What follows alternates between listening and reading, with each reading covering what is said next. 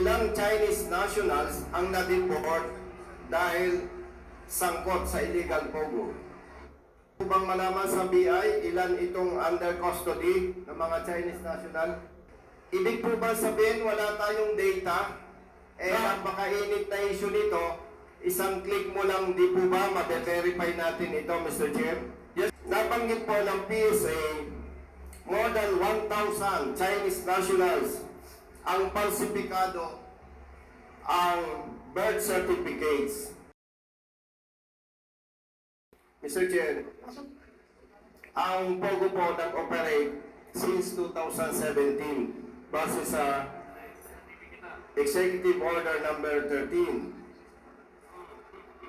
At Mr. Chair, base dito, pwede po nating sabihin na ang mga illegal POGOs ay nagsimula noong 2017. Mr. Chair, pwede po bang malaman sa Bureau of Immigration ilan na po ang Chinese nationals na na-deport dahil dito sa illegal POGO operations? Good afternoon, Mr. Chair. Good afternoon po. Sa data po namin,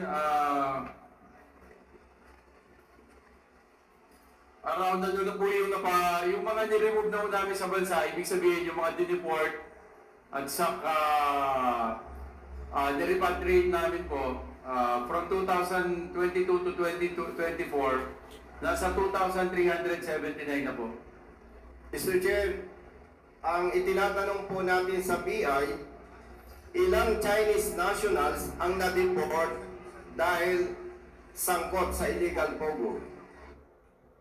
Yun po, Mr. Chair, mga around kung yung mga sangkot po sa illegal POGO, 1,207 po. Pero meron din po kasi tayo mga pinauwi kasi they were categorized as victims. Pero pinauwi din po natin sila, Mr. Chair. So pag tinotal po natin yon, around 2,379 po, Mr. Chair. Thank you. Thank you, Mr. Chair. BI, meron pa po bang Chinese nationals under your custody? Sorry? Yes. Meron pa po bang Chinese nationals under your custody na may iba pang... Meron pa po. Marami pong Chinese national lang under BI custody. Marami pong mga involved sa illegal POGO na under custody ng BI. At may tinutulungan po kami ng ibang agencies like PAO to handle their physical custody po, Mr. Chair. So marami po. Pati marami po mga fugitives na under our custody. Mr. Chair, maaari po bang malaman sa BI ilan itong under custody ng mga Chinese national?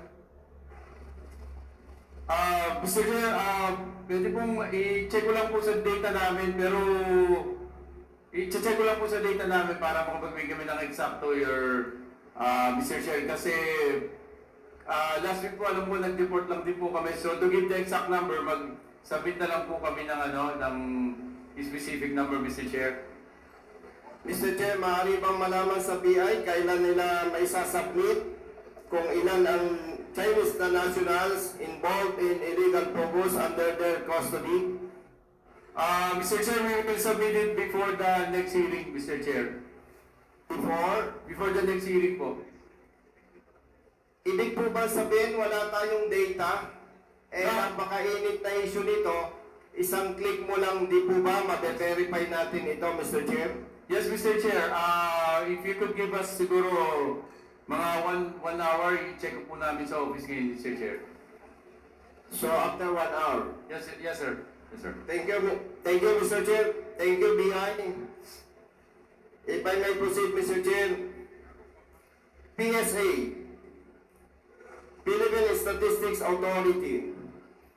Noong nakaraang hearing po, Joint Committee hearing ng Public Order and Safety and Games and Amusement, nabanggit po ng PSA, more than 1,000 Chinese nationals ang falsifikado ang birth certificates. PSA, sa inyo pong follow-up validations and investigations, may napadagdag na po ba dito sa mga Chinese nationals na falsifikado ang birth certificate?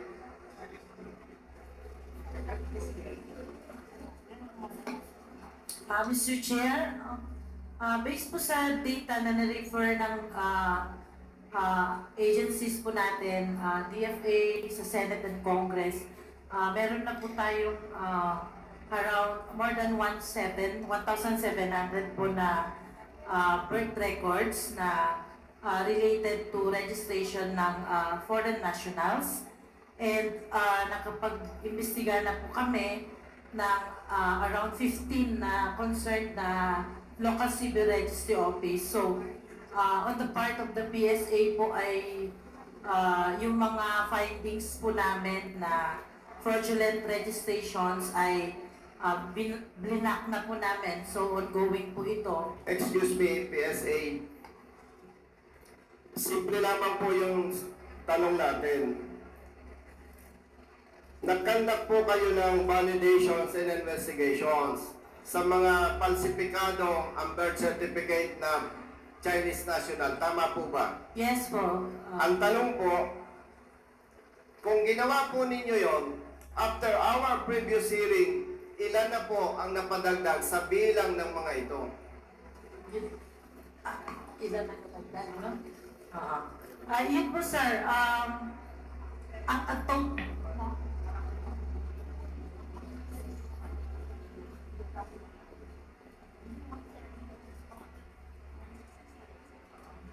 Okay, sir. So, more than 100 po yung dagdag, Mr. Chair. And, yun nga, ang total po nito lahat, bali ay 17 na po. 1733 as of now po, Your Honor. Pakiulit po, ilan po ang napadagdag? Ngayon po ay 1733.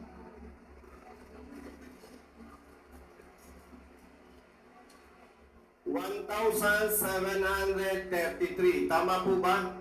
Yes po, sir. Yes po. Linawin ko lamang po, Mr. Chair.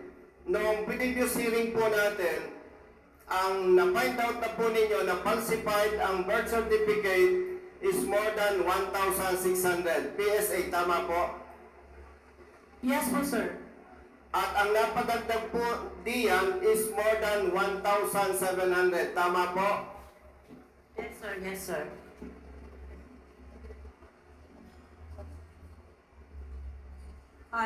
Right now, sir, ang nakadagdag po is 69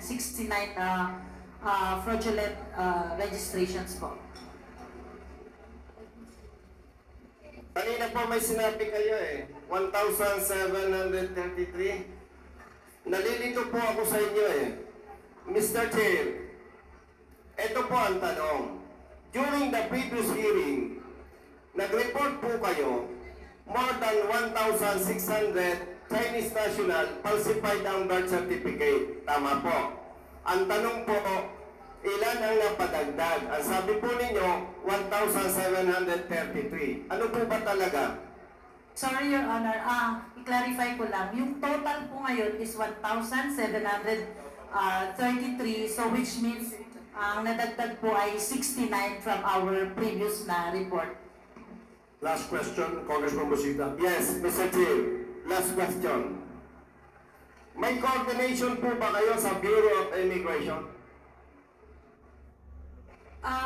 Currently, sir, we are having a coordination with the BI and also with other agencies like DFA and the National Bureau of Investigation po. Yan lamang po, Mr. Chair. Maraming salamat po. Thank you, Congressman Busita. So there's a suggestion that we continue and make this a working lunch, meaning we can propound questions to our resource persons while we're having lunch. And that goes the same to our resource persons too. You can have your lunch or maybe your dessert, tapos na yata kayo mag-lunch. The next to interpolate is Congresswoman Swan Singh. You are recognized. You have 5 minutes. Thank you very much, Mr. Chair. Mr. Chair, may I direct my first few questions to the representative from the Department of Labor and Employment? if I may ask Dole, Mr. Chair, is there a process of registration for non-Filipinos that are employed in POGOs?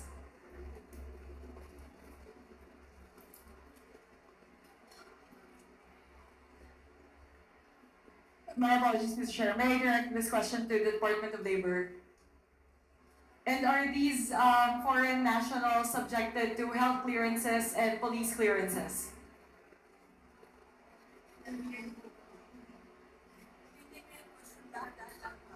Mr. Chair, parang hindi po yata nakikinig yung Dole. If I may repeat the Repeat question. the question and to whom the question was addressed. Thank you. Yes, Mr. Chair, let me repeat po. May I direct this question to the Department of Labor and Employment? If I may ask, is there a process of registration for foreign nationals that are applying to be employed in POGOs? And are these applicants subjected to health clearances and police clearances, Mr. Chair? The representative of the Department of Labor and Employment, is there anyone from Dole? Meron kanina. Mr. Chair, meron po kasing sumagot ng question si Kong Franz a while ago relating to Dole. So, there's no one from Dole, Mr. Chair? There's no one from Dole in our committee hearing today, Your Honor. But you may probably ask anyone from BID with respect to your question. They may have some information as to the requirements. Yes, Mr. Chair, I ask because it has been found that several of the foreign nationals that were given permits by the Department of Labor and Employment were found to have diseases or have criminal records or were drug users. So ito po siguro yung tanong natin sa Dole or whoever of our resource persons can talk about this. Bakit po na-issuean ng permits yung mga foreign nationals kahit po hindi sila pasado sa health and police clearances, Mr. Chair? I think BID, you may have some information and an answer to the question of Congresswoman Sansing. Meron bang derogatory reports yung mga pumapasok dito? And if they have, bakit sila nakakapasok dito? Good afternoon, Madam Chair. Regarding po dun sa mga nag-apply ng working visa sa Bureau of Immigration, lahat po nang nai-issuehan namin ng visa, at that time of the issuance, wala po kami nare-receive na derogatory record. Pero the moment na malaman po namin na sila ay may criminal cases sa other countries, kinakancel po natin ang visa and sinacharge po natin sila ng deportation. And eventually, dinedeport po natin sila as fugitives po. Thank you, Mr. Chair. That was my concern. If there's a process of revocation for those that are found to be in violation of health and police clearances. So meron po bang proseso? May we know, Mr. Chair, how many of these visas have been either revoked and how many of these persons have been deported? Madam Chair, sa ngayon po wala kaming available na data pero we still have to create the data for that para po isubmit na lang po namin later. So yun po yung process the moment na malaman namin. Even if PAGCOR, they tell us na cancelled na yung mga POGO license nila, we immediately issue the cancellation of visas ng mga workers ng PAGCOR po. Mr. Chair, in the absence of representatives from DOLE in today's hearing, may we please request the committee secretariat to request for the number of permits they have issued to foreign nationals that are employed in POGOs? How many permits have they issued since the beginning of POGO operations and how many have been revoked or cancelled, if any? Kasi Mr. Chair, we heard the process of BID in terms of revocation and cancellation and deportation. Pero on the part po of DOLE, we're unsure how they actually screen, how they do the registration, and whether they revoke certain permits, Mr. Chair. Okay, Comsec, please take note of the request and manifestation of Congresswoman Sonsing with respect to data to be provided to the committee from the Department of Labor and Employment. Thank you very much, Mr. Chair. In relation, Mr. Chair, if we may request both DOLE and PAGCOR to please give us data on the employment in POGOs, the percentage of foreign nationals versus Filipinos. Kasi pagbabanggain lang natin, Mr. Chair, if the data from PAGCOR and DOLE with regard to the employment match. Kasi we've been seeing that in previous hearings, Mr. Chair, that there seems to be a dissonance in terms of how many people are actually employed and whether these POGOs are compliant with Philippine regulations with regard to percentage of foreign nationals versus Filipinos employed in these POGOs, Mr. Chair. Thank you, Congresswoman Sonsing. Comsec, please take note again of the request of Congresswoman Swansing with respect to data coming from PAGCOR And DOLE, Mr. and Chair. DOLE as well, Comsec. Mr. Chair, since Dolly is not here, may I direct my next set of questions to the BIR?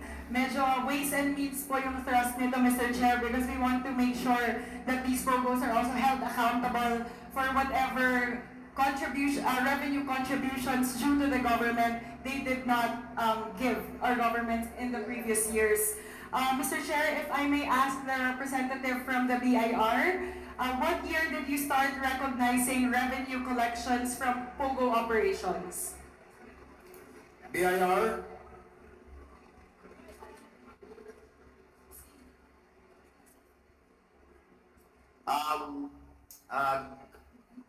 Good morning po, Mr. Chair. For POGO collections, as early as around probably 2017, you're already collecting from Philippine offshore gaming operators. And then when RA 11590 took effect, we just continued collecting, but I think the tax regime was simplified and clarified po. Mr. Chair, may we please request the BIR to either provide us detailed information on revenue collections from POGO operators since 2017, as stated by our resource person. My apologies ma'am, 2018 po pala, onwards. We can provide po. Thank you very much, Mr. Chair. Mr. Chair, may I ask if there has been special audit conducted by the BIR or the DOF with regards to POGO operators for possible violations of the National Internal Revenue Code? that's the last question, Congresswoman Swansing.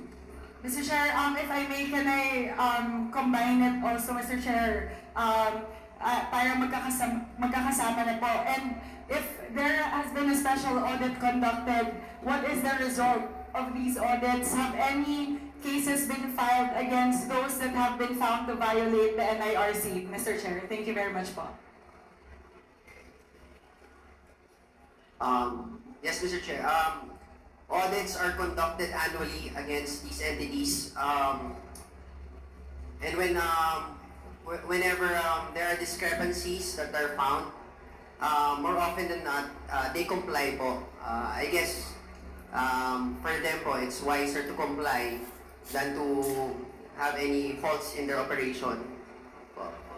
Mr. Chair, I will interpret that question as no cases have been filed against any POGO operators for possible violations of the NIRC. And I think, Mr. Chair, if it would be possible to talk further to the leadership of the BIR and DOF, because there have been talks around economic contributions of these POGOs, and we know these contributions are minuscule as compared to the social ills and consequences that they have created in the Philippines, in our society. So, Mr. Chair, at the very least po, I hope, apart from what we're investigating around possible violations in terms of their involvement in the illegal drug trade, in terms of human rights violations, in terms of human trafficking, perhaps, Mr. Chair, we can also hold them accountable for possible taxes, fees, or penalties and fines that they have not given to our government. So,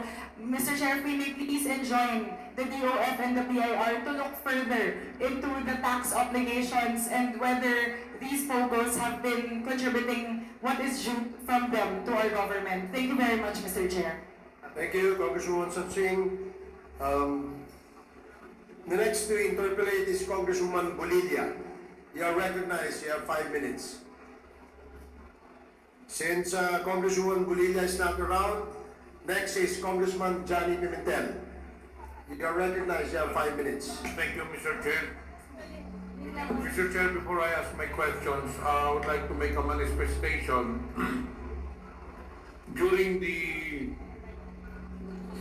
Mr. Chair, during the hearing last July 31 on public order, I moved to let the committee issue a show cause order to Ms. Cassandra Leong.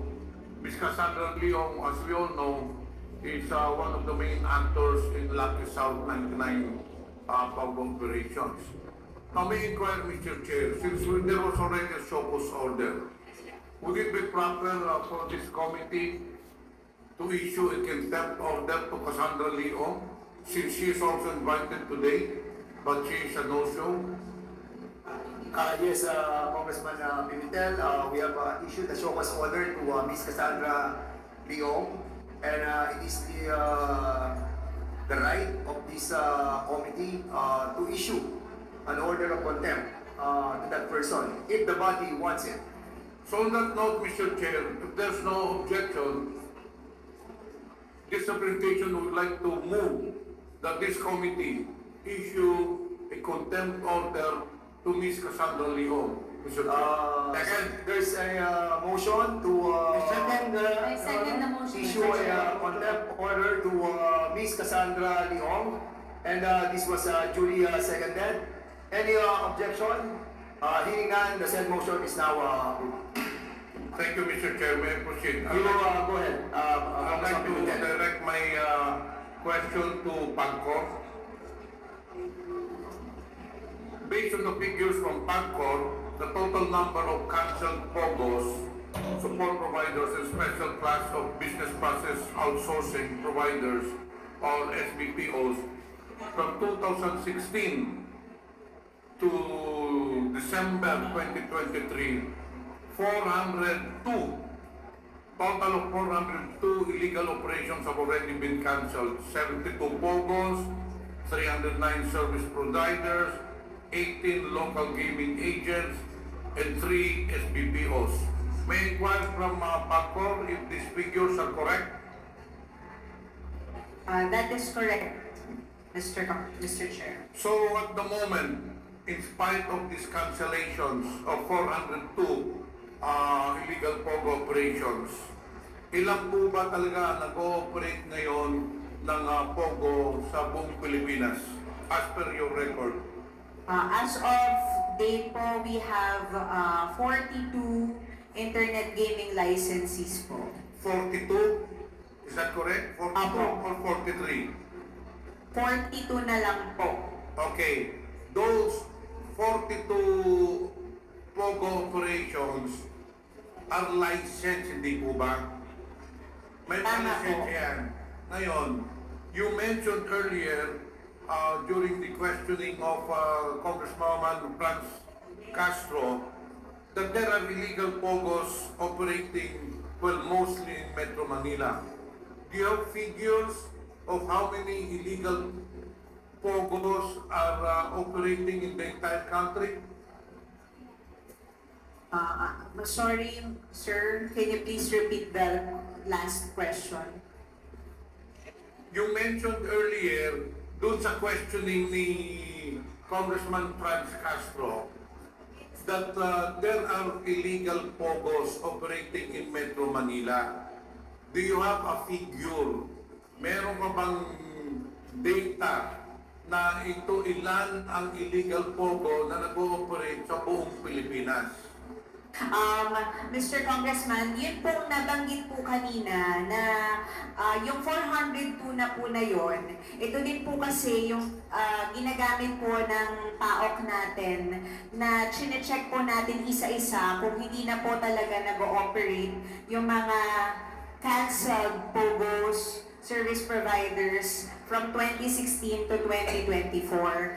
We can provide you po kung ilan na po dito sa 402 na ito ang na-check na po natin because since po na nagkaroon po tayo ng mga coordination meetings and mga hearings, patuloy-tuloy po natin chinecheck if these 402 are still operating or wala na po sila doon sa kanilang mga registered addresses. We can provide you po an update po kung ilan na po dito ang na-check na wala na po talagang operations. So, para malinis po natin yung 402 po na sinasabing illegal POGOs. So in short, Mr. Chair, wala po kayong datos ngayon na may bigay kung meron pang illegal operations ng POGO na nangyayari. Meron po kami, pero hindi lang po namin maipapadala ngayon, but we can provide the committee po as soon as possible. Because according to PAOK, Mr. Chair, they released a statement, whether verbally or officially, that there are more than 400 POGO operations, but only 42 are legal. Tama po ba yun, Yusek Gilbert Cruz?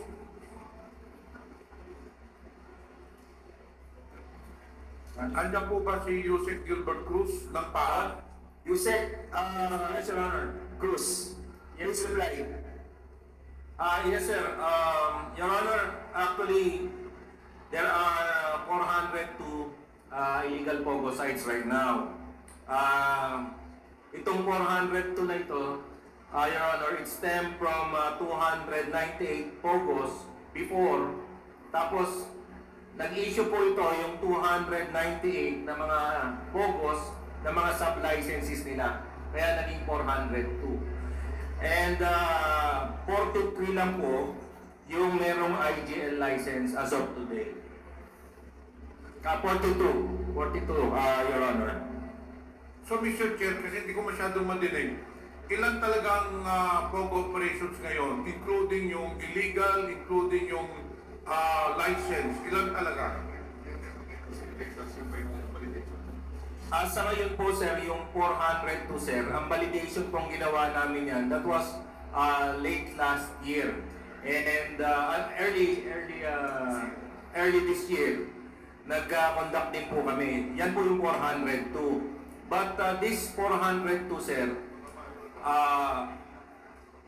gumawa po kami ng folders for each of these 402 sites na mga POGOs na ibinigay po namin dito sa committee, wherein the committee turned this over to the League of Municipalities and League of Cities for them to check yung operation po ng mga 402 na ito, sir. And most of these 402, majority of the locations of these POGO sites are mostly in Metro Manila. And there is also a few in Visayas and Mindanao. Okay, let me get back to you. Let me proceed, Mr. Che, to question PAGCOR. Under your procedures, may inquire from PAGCOR for purposes of clarification. Once a IGL or POGO is given a license and they operate, hindi pa ba na mandato ninyo to monitor these operations? One minute, Congressman Pimentel. To PAGCOR, can you please answer the question? Yes po, tama po, na once po makancel po yung license ng operator, dapat po ma-monitor kung wala na po talaga silang operation dun sa declared site po nila. Hindi, pag na-cancel na yon, what I mean, yung ongoing ang operations, di ba mandated kayo na i-monitor po yon, hindi po ba? Yes po, tama po. Okay. Now, 2 weeks ago, paano operate ang monitoring nyo? Is it on a weekly basis o is it on a daily basis? Araw-araw ba nyo minomonitor yun? May bumibisita ba doon sa operation sa araw-araw? Meron pong iba't ibang schedule po yung monitoring team po namin ng pagbisita po sa mga operating sites. Meron po silang mga sites na may 24/7 na bantay. Meron din naman pong mga twice a week po or daily. Meron din naman pong mga weekly po ang kanilang inspection po. Okay. It is on record, Mr. Chair, na they have a monitoring system. Ngayon, ang tanong ko ito. 2 weeks ago, this committee, together with the PAOK, CIDG, and PNP officials, visited and made an inspection to Bamban, Tarlac, and Porac, Pampanga. During the inspection, nakita po namin, totoo po yun, dun sa Bamban, meron isa silang building kung saan nandun yung operation ng license POGO. However, if you go beyond that building, merong mga maliliit na building doon na nakita namin na ginawa nilang scam farm. I'm just curious, bakit po sa araw-araw na pinupuntahan niyo yung PAGCOR na POGO license operations, sabi nga ninyo, meron 24/7, meron on a weekly basis, but the fact still remains na meron kayong monitoring system, bakit hindi nyo nakita yung scam farm, which is included in the Bauco compound? Nandun lang sila sa likod. Araw-araw, sabi nyo may monitoring kayo. Bakit hindi ninyo nakita yung scam farm doon? Almost 5 to 6 buildings na mga scam farm nandun. Can you answer my question? That will be your last question, Congressman Pimentel. Gaya po ng naipaliwanag po namin sa mga nakaraan po nating pagdinig, ang lahat po ng PAGCOR license ay site-specific. Kung saan lang po, kunyari po, sa Bamban, Tarlac, nabanggit nyo po na second, third, fourth, and fifth floor lamang po ang may lisensya. So yun po ang sakop or merong jurisdiction ng PAGCOR para po mag-monitor. Doon po sa natagpuan po natin sa Bamban, Tarlac, yung mga ibang buildings po doon sa loob ng Bauco compound ay hindi po lisensyado o covered ng license na inisyu ng PAGCOR. Yung inisyu po ng PAGCOR doon is 3 floor po doon sa isang building lang. And kung makikita po doon na yung setup po ng iba't ibang buildings, magkakalayo po sila at meron po silang mga cover. Naharangan po sila noon at hindi po pinapapasok doon yung mga monitoring teams natin. So, kumbaga po, yung pong buong Bauco compound ay hindi po lisensyado ng PAGCOR. Ang lisensyado lang po ng PAGCOR nung time na yon ay yung 3 palapag sa A1 building po sa loob ng Bauco compound. Mr. Chair, I have many questions pa, but since my time is finished, I reserve my questions on the next round.